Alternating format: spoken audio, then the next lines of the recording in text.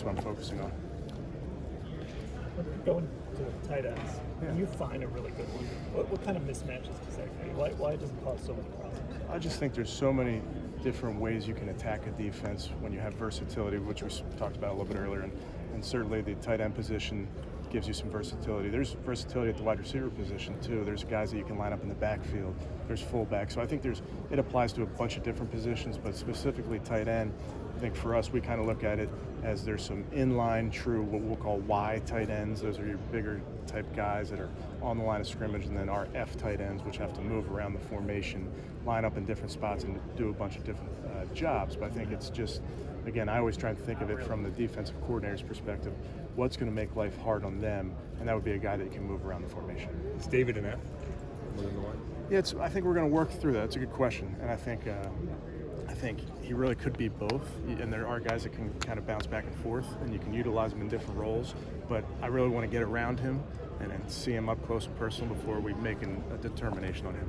When a guy has consistency issues, can that be fixed just by continued work, or what? I mean, is there maybe some mechanics or something? I think there's so many attributes and traits that a guy has. And listen, I'd love for them to be A+ at all of them, but we realize that's not true. So we are very realistic about that and say, all right, can we help this guy with trait A? And if we can, we say, all right, here's how we're going to do it. So certainly, I think there's consistency that can be built upon with all of our players.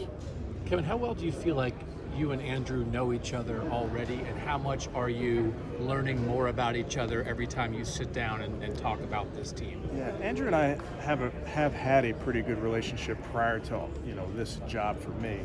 He's somebody, again, that I've met way back when, was introduced to by Leslie Frazier when Andrew was with the Colts. And then we've stayed in touch. I mean, we've talked a lot this past season. So I don't feel like there was a period where there was a lot of having to get to know each other. I think we were already there. So what does that mean then for, as you're at things like this and you're talking about the future of the Browns, you're trying to figure all this out. Yeah. Can you just describe a little bit what you two are like together? So describe our breakfast the other day.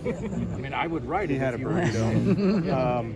Yeah, I just think it's important that we can talk about our vision for the team, but it has to be shared, and that's why we spent a lot of time when Andrew first was hired. We spent a lot of time together with Paul and Dee and Jimmy and JW and Whitney, and really honing in on the vision for this football team and making sure that it was a shared vision. So those conversations have been happening, and it doesn't happen with just a snap of the fingers. We've been working hard at it. And obviously you're building a roster right now, but do you feel pretty locked in about what that vision is right now? Again, you've had those discussions.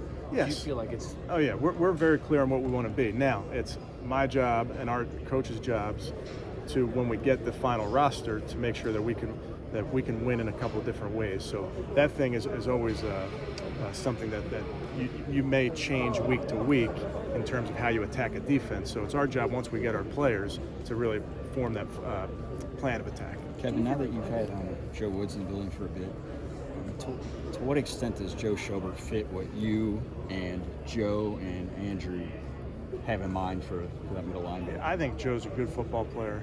I have not gotten a chance yet to get in front of him, as you can imagine, but I think from everybody that I've spoken to in the building about Joe the person, I think it's A++.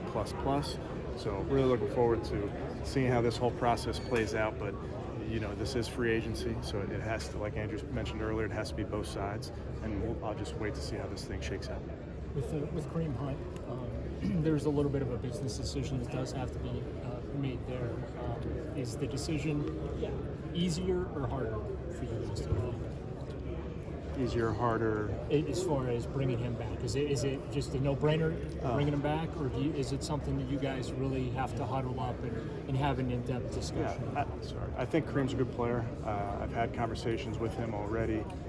I think there's a future for Kareem here, obviously, and we'll work through all that. But he's a player certainly that we're eager to get to work with. Kevin, when you finished, you said you went through the roster or went through the game film last year to get a good idea what this roster was like.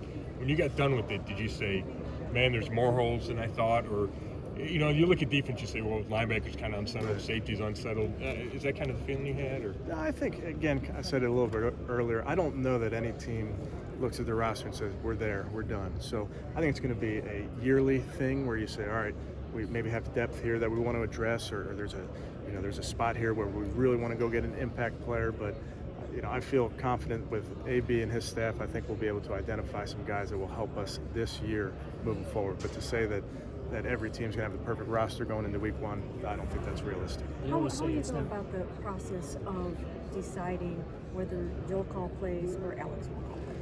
Yeah, it's just something that I don't think we need to make a decision on right this moment here in February. But I think it's in fairness to AVP, I think I need to give him some opportunities to call it in practice, call it in the preseason, so that I can get comfortable with him calling it, or I can get comfortable with me calling it. But that's definitely a fluid situation, and Alex understands that completely. So you could go through the whole preseason and then make a decision after? I think you can. Mm-hmm. Yeah. Is calling plays fun? Glad you asked that. Calling plays is exciting. It's not fun. When you're done calling plays, you sink into the couch. But what's fun is winning. So that's what I'm about, and whatever gives the Browns the best chance at winning, that's what we'll do. It does seem like, though, sometimes when offensive guys become head coaches, for a lot of them, it seems sometimes it's hard to give it up. Is it hard to give up that exciting part of it? Having not gone through what the decision's going to be, I don't know, but I can promise you I will do whatever is in the best interest of the Browns. They always say it's not as good as it looks, it's not as bad as it looks. So can you maybe give us a little bit of a barometer of what your takeaway was from what you watched on film from last season?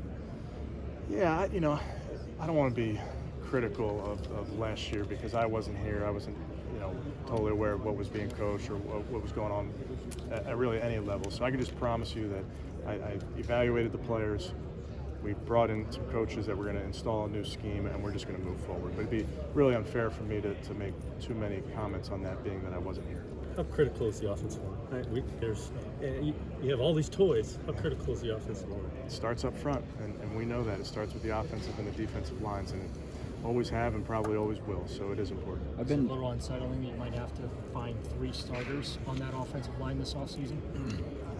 No, I think I have great confidence in Andrew and the personnel staff, and whatever holes we may have, I believe that they can address those. And I think that's, to say it's at one position, I don't think is fair. I think we're just going to try and bring in a bunch of good players at all these positions and let it shake out. You've talked a lot about Baker, but what do you make of the rest of the quarterback situation in regards to Stanton, in regards to Barry Gilbert? I mean, are you comfortable bringing in a veteran, comfortable drafting somebody? I think we'll take the same approach at the quarterback position that we are at all these other positions.